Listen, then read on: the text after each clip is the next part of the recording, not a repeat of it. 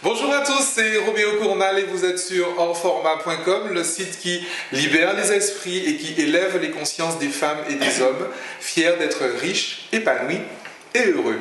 Aujourd'hui, j'ai une invitée, Marie-Christiane Ponce-Bianco. Tu es praticienne en respiration consciente. Alors, explique-nous déjà, qu'est-ce que la respiration consciente, en quoi consiste ton métier ?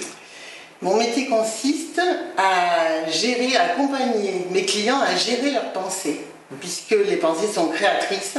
Oui. Donc je me sers pour ça de l'enseignement de l'énergie quantique, c'est-à-dire que la pensée est une énergie très subtile, à très haute vibration, invisible donc, et lorsque cette énergie devient un peu plus dense, à basse vibration, elle donne des résultats palpables et visibles. Le corps, en l'occurrence. Le corps. Alors, justement, puisqu'on parle de corps, tu nous proposes aujourd'hui un stage que tu as donc appelé Sacré Corps. Tout un programme. Oui, alors, un programme. Qu'est-ce que c'est que ce stage? Oui. Et qu'est-ce qu'on va y trouver? Voilà. Donc, c'est un stage atelier pour apprendre à développer son aptitude intérieure à la liberté. Et la liberté, c'est... je veux faire quelque chose, oui. J'ai un désir et j'obtiens les résultats que je veux obtenir. Mais manifestement, ça n'est pas très facile. Il y a beaucoup de personnes qui sont frustrées dans ce domaine. Donc je vais donner quelques exemples. Tout le monde s'y reconnaîtra, évidemment. Il y a par exemple des personnes qui prennent du poids, qui souhaitent le perdre, qui n'y arrivent pas. Il y en a d'autres qui veulent voyager, mais qui n'ont pas l'argent pour le faire, ni même le temps. Il y en a d'autres qui souhaitent une relation amoureuse, épanouissante, enfin digne de ce nom, mais bon, soit il n'y a pas de relation, soit une relation décevante, ça se termine en plus toujours de la même façon. Donc, il y a aussi des personnes qui voudraient avoir un très bel appartement, une belle voiture, pas les moyens pour s'offrir un tel luxe. Donc tout ça est terriblement frustrant. Là on se trouve voilà, devant, à proprement parler, de ses limites. Oui. Et c'est le corps qui nous les montre. Parce que, ben oui, s'il n'y avait pas le corps, est-ce qu'on aurait besoin d'une voiture, d'un appartement, de voyager, d'avoir une relation intime, etc. Ok. Donc, le corps nous place face à nos limites. D'accord. Et voilà, il nous les montre. Alors, quelquefois, c'est pas très agréable. C'est pourquoi j'ai intitulé mon stage Sacré Corps. Quelquefois, on est devant des évidences qui ne sont pas très sympas. Oui.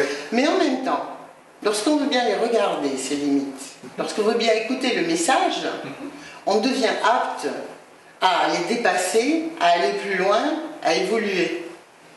Bien. Et tout le jeu consiste à aller dans ce sens. Par exemple, la première des choses, enfin d'après les exemples que j'ai donnés, lorsque nous constatons que nous ne pouvons pas réaliser nos souhaits, nous sommes frustrés. Nous confirmons nos pensées de non-liberté, oui. Notre impuissance à diriger notre vie. En même temps que nous les confirmons, donc la réalité ambiante redevient pensée, lesquelles pensées recréent nos résultats, et donc là ça devient un cercle vicieux. D'accord. Et on se demande comment sortir de là. Oui. Oui. Comment diriger sa vie comme on a envie de la diriger. Comment être aux commandes de sa vie. C'est certainement le rêve de tout un chacun. Voilà. Mais là, j'ai une bonne nouvelle. Ah, dis-nous tout. C'est qu'on est toujours aux commandes de sa vie. Ah. Même lorsqu'on crée des obstacles. Parce que c'est nous qui les créons. Ah. Donc la question c'est comment diriger ma vie d'une manière qui me convienne. Pourquoi est-ce que je vais créer des obstacles? Ok, ça y est, maintenant j'ai vu que j'ai des limites, maintenant comment aller plus loin? Et pour ça, il faut comprendre maintenant le fonctionnement général. qu'est-ce qui se passe depuis le début de sa vie?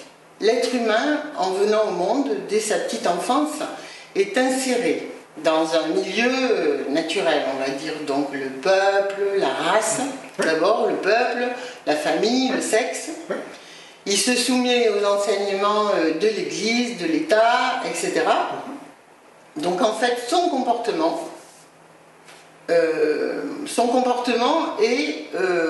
dépend de la place qu'il a dans son milieu naturel, au milieu de ses semblables, en plus, tu vois.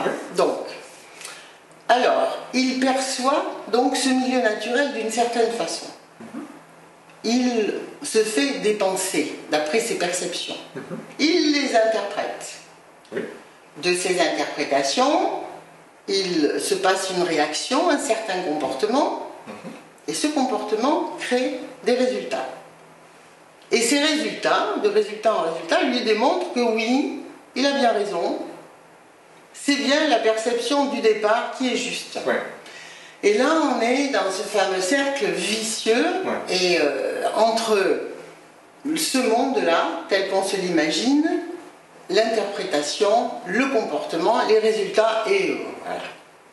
Et on a beau changer de comportement, parce que quelquefois, il y en a vraiment qui se bousent, qui disent voilà, par exemple, je m'arrête de fumer, ou enfin bref, peu importe, mais je change de comportement, ça va agir à un certain moment. Il va y avoir des résultats différents. Et puis, le mouvement va reprendre. D'une façon ou d'une autre. Parce qu'en fait, ce qui crée ce mouvement, c'est la perception du départ, la perception de ce monde ancien.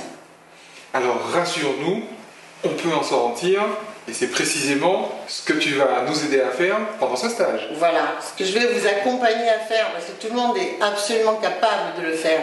Simplement, il faut une feuille de route, quoi, pour le départ. Voilà, c'est ça.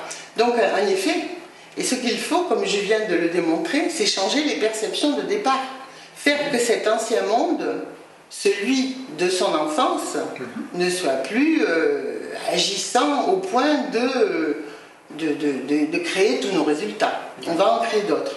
Donc changer ce monde, changer la perception de notre enfance. Très bien.